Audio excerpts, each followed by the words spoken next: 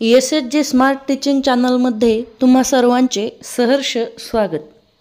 8 मार्च जागतिक महिला दिन निमित्त सर्वांना महिला दिनाच्या हार्दिक शुभेच्छा.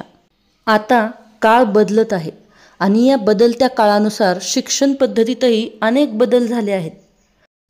या बदलत्या शिक्षण पद्धतीनुसार माता पालकांच्या भूमिकेतही बदल होणे फार आवश्यक आहे. हे बदल कोणते असावेत?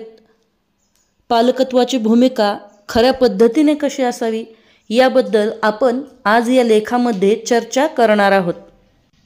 आज महिला दिनानिमित्त मला बदलणाऱ्या पालकत्वाच्या भूमिकेबाबत काही बोलावंसं वाटलं, ज्यामुळे हा लेख लिहिण्याचा खटाटोप केला. ग्रामीण भागाचा विचार केला तर प्रत्येकजण फक्त आपल्या उद्योगाकडं, शेतीकडे, पैसा, संपत्ती कमवण्याकडे इतरत्र लक्ष देत असताना आपल्याला दिसतो.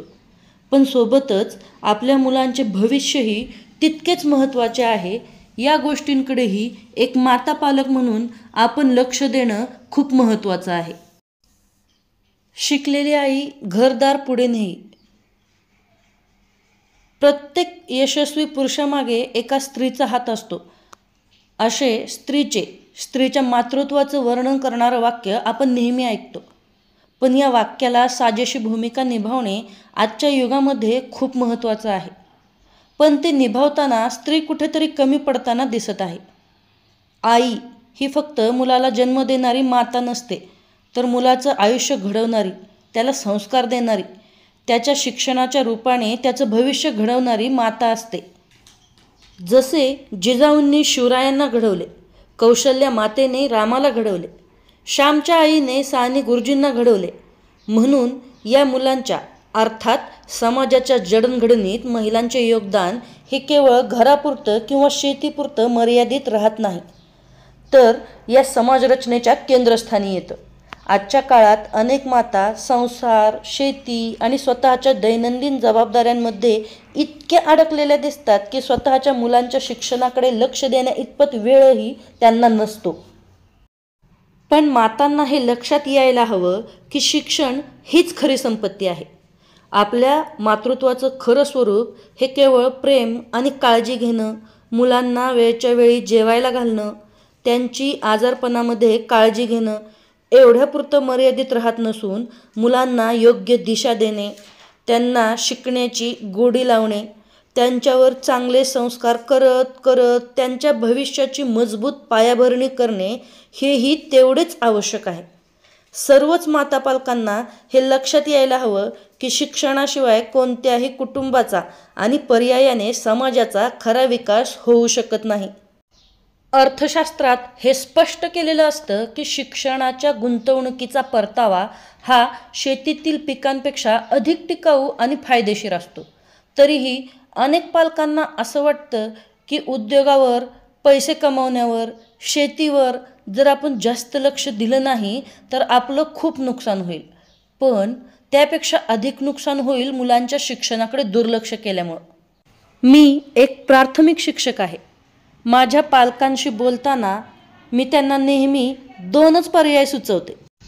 एक म्हणजे तुम्ही मुलांकडे वय वर्ष 4 ते वय वर्ष 8 या 4 वर्षात भरपूर लक्ष द्या आणि आयुष्यभर सुखाने जगा. आणि दुसरं म्हणजे दररोज कष्ट करा, मेहनत करा आणि दररोजचा उदरनिर्वाह करा. यापैकी तुम्हाला कोणता पर्याय योग्य वाटतो? पालकांच्या बोलण्यात नेहमीच त्यांना पहिलाच पर्याय योग्य वाटतो. पण पहिला पर्याय फक्त योग्य वाटण्या इतपतच आपली वैचारिक भूमिका असणे महत्त्वाचे नाही.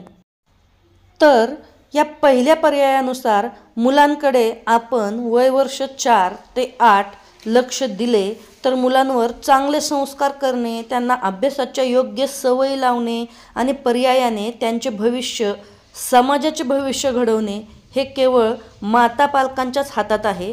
हे सर्वांनीच लक्षात घ्यायला हवं. संत तुकाराम महाराज म्हणतात, सारासार विचार करावा आणि योग्य तो अंगीकारावा. म्हणजेच आजचा सारासार विचार आपल्याला असं सांगतो की पालकांनी शिक्षणाला सर्वोच्च प्राधान्य दिलं नाही तर त्यांचं मूल भविष्यातही फक्त संघर्षच करत राहील. अनेक संस्कृत उपनिषदांमध्ये असं सांगितलं जातं की विद्या अमृतमश्नुते, म्हणजेच ज्ञान हेच खरे अमृत आहे. पालकांनी या अमृताची चव आपल्या मुलांना चाखू द्यायला हवी.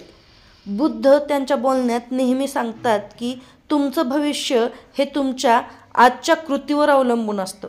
त्यामुळे पालकांनी मुलांसाठी शिक्षणाचा पाया मजबूत करण्यासाठी काही वर्ष जाणीवपूर्वक त्यांच्या आयुष्यासाठी, त्यांच्या अभ्यासासाठी वेळ द्यायला हवा. तेव्हाच मुलांचं पुढील संपूर्ण आयुष्य सुखर आणि सुलभ होईल व भारताची ही सुंदर पिढी घडवण्यात आपला खारीचा वाटा आपल्याला उचलता येईल, जो असेल आपल्याच मुलांसाठी, आपल्या मुलांच्या भविष्यासाठी, पर्यायाने चांगल्या समाजासाठी. शेवटी महिला दिनानिमित्त मी प्रत्येक महिलांना हेच सांगू इच्छिते की शिक्षण हाच खरा वारसा आहे. महिला दिनाच्या निमित्ताने चला आपण सर्व महिला मिळून एक संकल्प करूया की माझ्या मुलांसाठी संस्कारयुक्त शिक्षण ही सर्वोच्च प्राधान्याची बाब असेल. मी इतर सर्व जबाबदाऱ्यांना कमी प्राधान्य देऊन माझ्या मुलांच्या शिक्षणाकडे, संस्कारांकडे जास्त लक्ष देईन.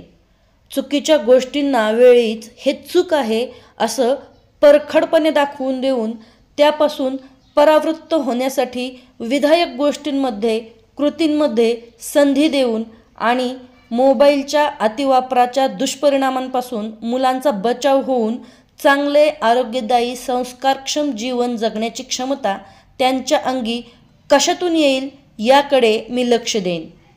शेती किंवा माझ्या व्यवसायासोबतच मी शिक्षणालाही महत्त्व देईन आणि पुढच्या पिढीला यशस्वी बनवण्याचा प्रयत्न करेन. कारण शिक्षण हीच खरी संपत्ती आहे, जिचा कशानेही नाश होऊ शकत नाही. त्यामुळे चला तर मग तयार होऊयात आपल्या मुलांसाठी, मुलांच्या भविष्यासाठी, अर्थात कुटुंबाच्या तसेच समाजाच्या भविष्यासाठी, त्यांना घडवण्यासाठी. ज्योतिबांनी म्हटलेच आहे, विद्येविना मती गेली, मतीविना नीती गेली, नीतीविना गती गेली, गतीविना वित्त गेले, वित्ताविना क्षुद्र खचले, इतके अनर्थ एका अविद्येने केले. चला तर मग संकल्प करूया पुढची पिढी घडवण्याचा, मुलांना संस्कारक्षम बनवण्याचा, त्यांच्या अभ्यासाकडे, भविष्याकडे लक्ष देण्याचा. कसा वाटला हा व्हिडिओ हे कमेंटमध्ये नक्की सांगा. पुन्हा भेटूया पुढील व्हिडिओमध्ये. तोपर्यंत धन्यवाद.